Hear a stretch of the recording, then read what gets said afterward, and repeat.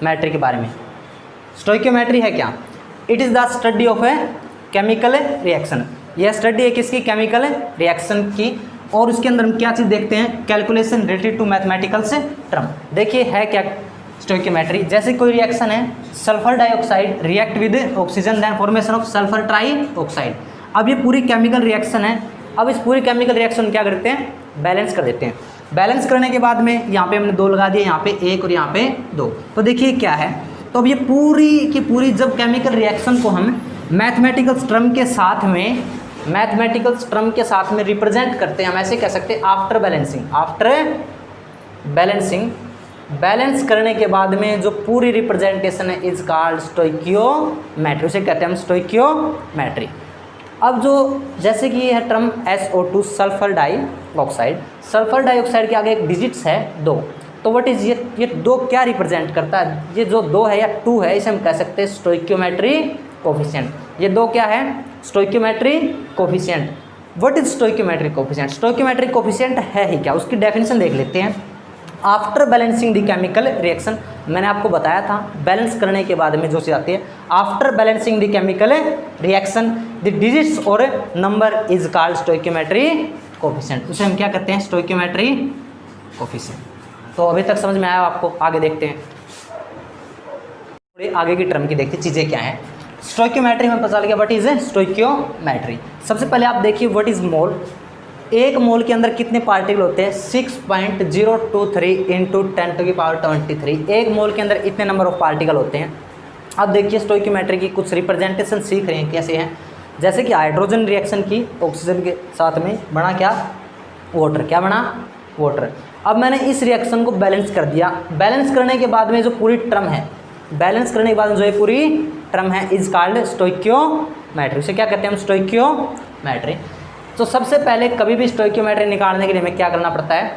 Balance. जैसे ही reaction को हम बैलेंस करते हैं, बैलेंस करते ही हमारे पास आता है SC का मतलब स्टोइकियोमेट्री कोफिशिएंट। जैसे कि हाइड्रोजन है, इसका स्टोइकियोमेट्री कोफिशिएंट कितना है? 2 है। ऑक्सीजन का स्टोइकियोमेट्री कोफिशिएंट 1 है। वाटर का स्टोइकियोमेट्री कोफिशिएंट 2 है। तो व्हाट इज स्टोइकियोमेट्री कोफिशिएंट? हम ऐसे कह सकते हैं स्टोइकियोमेट्री कोफिशिएंट या तो मोल्स को रिप्रेजेंट करता है या मॉलिक्यूल्स को। तो हमेशा याद रखना कि स्टोइकियोमेट्री कोफिशिएंट किस चीज़ को रिप्रेजेंट करता है। याद रखने वाली बात है, या तो मोल को या मॉलिक्यूल को। अब देखिए हमें समझ में आ गया कि यहाँ पे जब हम ऐसे कह सकते हैं कि 2 मोल हाइड्रोजन के रिएक्शन कर रहे हैं 1 मोल ऑक्सीजन के साथ में, तो बन क्या रहा है? 2 मोल वाटर। अब हमें इस बात का अच्छी तरह से पता है कि 1 मोल के अंदर कितने पार्टिकल होते हैं? 6.023 इंटू 10⁻23। तो क्यों ना मैं 2 के साथ में मल्टीप्लाई कर दूँ एवोगैड्रो नंबर का, 1 के साथ में मल्टीप्लाई एवोगैड्रो नंबर का, then number of particle formation 2 into N0। तो ये टर्म थी हमारी स्टोइकियोमेट्री। आगे हम देखते हैं जर्नल टर्म्स की, जो कि हमें स्टोइकियोमेट्री निकालने में हेल्पफुल करेंगे या क्वेश्चन सोल्व करने में बहुत ही मदद करेंगे। सबसे पहले चीज़ देखते हैं मोल। मोल का हमें पता है, मोल की वैल्यू होती है 6.023 इंटू 10⁻23। मोल निकालने के अलग अलग फार्मूले हैं। सबसे पहला फार्मूला देखिए क्या है। मोल रिप्रेजेंट करते हैं स्मॉल n से। तो मोल निकलता है गिवन मास या गिवन वेट अपॉन में मोलर मास। हम ऐसे कह सकते हैं गिवन मास अपॉन में molar mass is equal two moles. Moles निकालने का पहला फार्मूला। अगला फार्मूला, अगर हमारे पास नंबर ऑफ पार्टिकल्स गिवन है या नंबर ऑफ क्वांटिटी गिवन है, तो फार्मूला क्या है? नंबर ऑफ पार्टिकल्स या number of quantity upon N0। N0 का मतलब एवोगैड्रो नंबर। अगला फार्मूला, अगर हमारे पास वॉल्यूम गिवन है तो मोल निकालने का तरीका है गिवन वॉल्यूम अपॉन में 22.4 लीटर। इससे हम क्या निकाल सकते हैं? इससे हम निकाल सकते हैं वॉल्यूम। अगला हमारे पास है, अगर हमारे पास मोल गिवन है और उससे हमें क्या निकालना है? वेट निकालना है। तो आसान है, देखिए अगर जैसे मान लीजिए हमारे पास चीज़ है कि 3 mole of water given, find out weight. Weight निकालना है, इसका फार्मूला आसान है। यहाँ से हम क्या, हमारे पास मोल गिवन है, मोलर मास हमें पता होता है और हमें वेट निकालना है। तो आसान है, हम क्या करते हैं? Moles multiply by the molar mass. Mole multiply with molar mass, then find out weight. हमें हमारे पास वेट निकल जाता है। ये टर्म आपको स्टोइकियोमेट्री के अंदर काफ़ी हेल्प करेगी, इनको हमेशा याद रखिए।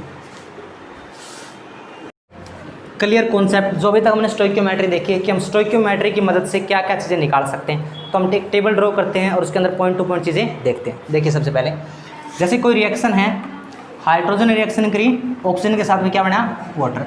तो अब हम निकाल देते हैं कि पर्टिकुलर क्या क्या चीज़ें हैं, कि क्या क्या पर्टिकुलर चीज़ें हम एक स्टोइकियोमेट्री से निकाल सकते हैं। फर्स्ट ऑफ ऑल हम क्या करेंगे कि उस केमिकल रिएक्शन को बैलेंस करेंगे।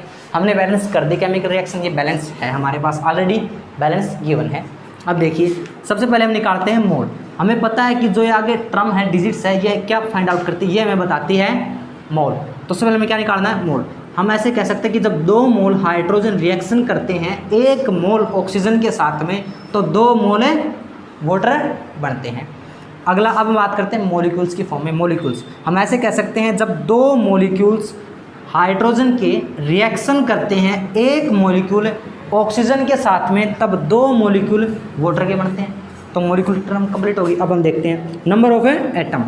हम ऐसे कह सकते हैं जब 4 एटम हाइड्रोजन के रिएक्शन करते हैं 2 एटम ऑक्सीजन के साथ में, तो 4 एटम ही हाइड्रोजन के बनते हैं और 2 ऑक्सीजन है एटम के।